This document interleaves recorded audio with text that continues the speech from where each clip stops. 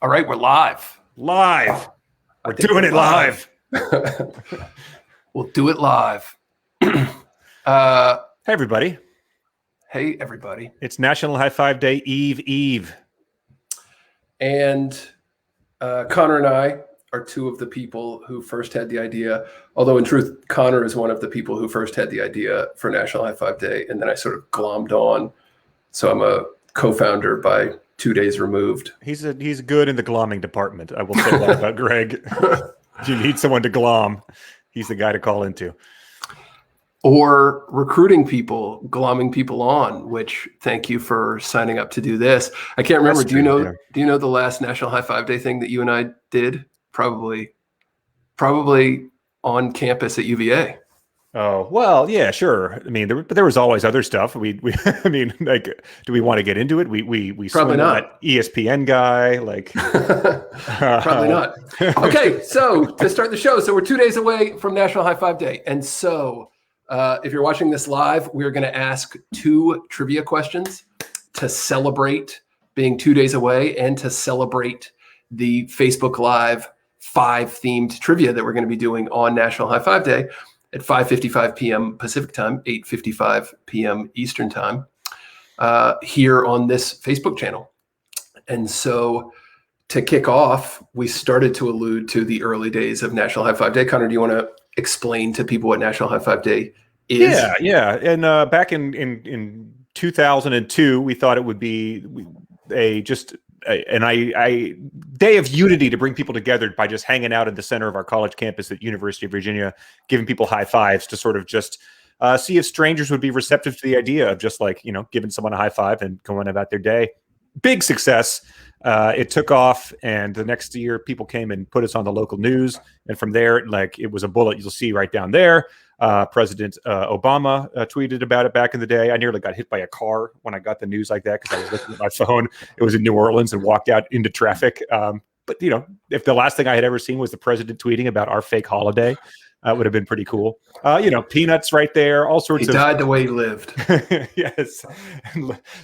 Having the president respect one of my dumbest ideas. But yeah, so people have just... It's now part of the culture every year. It gets on these calendars and people are into it. Various schools and brands, respected brands like Sports Center, other brands, Pee Wee Herman. And so there's always been this idea of, can we do anything good with National High Five Day other than just giving people high fives, which is a really great idea, makes people happy. But Greg. But then in the story of National High Five Day, last year, a pandemic hit. I don't know if you saw the news about that. And it was about 1 month before our made up holiday about touching hands with as many strangers as possible. Mm-hmm. And so the timing of that was not ideal. So we want to tell people about what we attempted to do. Yeah, we tried to do a virtual National High Five Day, which it was before people had really gotten sick and tired of virtual events like that. It was still like when you could be like, we're going to do a virtual cocktail hour, and people wouldn't like run out of the room shrieking. But we did a virtual National High Five Day where you could send this high five to everybody and try to replicate it by high-fiving your monitor. Very cute idea. Hope we don't have to do another virtual National High Five Day ever again, because it just doesn't have the same effect there. But some things do transition more effectively virtually. I think Greg can fill everyone in on that. But I got to stop you for a second before I do that. And I just saw an amazing comment that we have where the gentleman, Joel Tacey, if I'm pronouncing that right, just commented in the chat that he is the still performer giving the high five in this photo, which is incredible. A loyal National High Five Day celebrator. Joel, this is one of our favorite photos, and we use this all the time and have never known what the context for it is. Please do in the comments write what inspired this incredible photo. Right. You're making a big assumption with stilts there, I feel like. That guy is wearing stilts. I mean, well, in the comment he wrote, "I'm the stilt performer." Oh, so that okay, was one giveaway. And he Joel, said we celebrate this holiday in Michigan cities every year. Joel Gossett friend of National High Five Day, I thought it was always on the 18th. No, Joel, it's always on the third Thursday in April because Connor, honestly, and our friends thought of it on the third Sunday in April and figured they needed a few days to get their act together, to get the engine running to promote it, and for people to glom on. So by Tuesday, the Sunday night they had the idea. By Monday or Tuesday, I had glommed myself on, and then by Thursday, the actual event took place. And we were juniors in college, and most people by that point in time had weeded out Friday classes from their schedule. At least most of the people in our circle. So you couldn't put it on Friday, so it had to be on Thursday. I never actually do that when people ask why it was on Thursday. You were like, you never had Friday classes the whole of college, so you didn't think it was a unique thing at that point in time. That's fair. So what is Coach Art? So National High Five Day, as Connor alluded to, the last few years has benefited Coach Art. In addition to, in my actual life, I've gone on to work for the nonprofit Coach Art. Some of our staff is tuned in right now. Victoria, our amazing operations manager, has commented a couple of times because there's no fifth Thursday in April. Is why it's not. It was why it's on the third Thursday in April. Yes. That's a smart comment. But yeah, Coach Art, our amazing team that I'm proud to be a part of, does free arts and athletics for kids impacted by chronic illness. You can see here a couple of photos of Coach Art coach volunteers working one-on-one with kids impacted by chronic illness. Similarly, the pandemic hit, as Connor was alluding to, but I'm proud to say that Coach Art kind of went the opposite direction. There were a lot of businesses that were affected in different ways by the pandemic. As National High Five Day tanked, Coach Art has really gone the opposite. So we pivoted to virtual lessons with video conferencing, as you see here, an amazing, I believe that's ukulele, although I've heard guitar and ukulele for this particular match taking place over video. Ukulele. And the lesson hours have continued to boom. And so last year, Coach Art volunteers did a record number of lesson hours over video conference and are on pace this year to shatter even that record. So all of these things come together on Thursday with the National High Five Day live 5-themed trivia benefiting Coach Art. So the way it's going to work is if you make a donation of $5 or more during the event, then if you answer one of the trivia questions, you win a prize. You can participate even if you don't donate. If you answer one of the trivia questions and you haven't donated, you just win a virtual high five.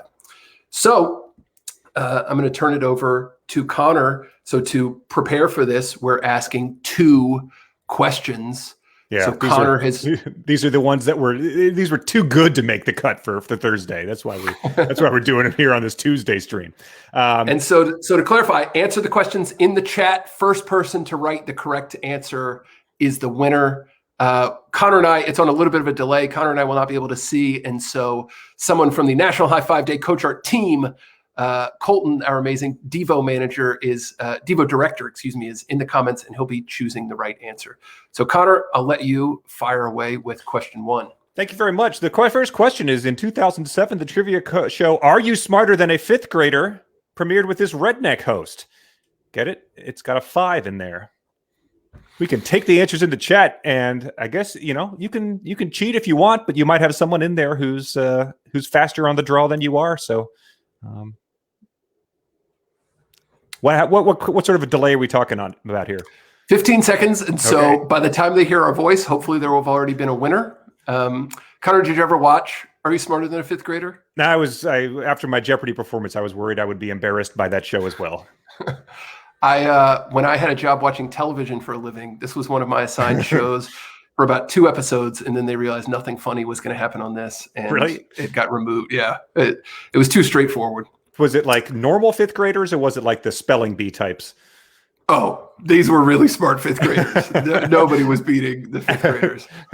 And then wait, okay, I see one question that is incorrect. Yeah, one answer. Yeah, but this all happened many, many seconds ago.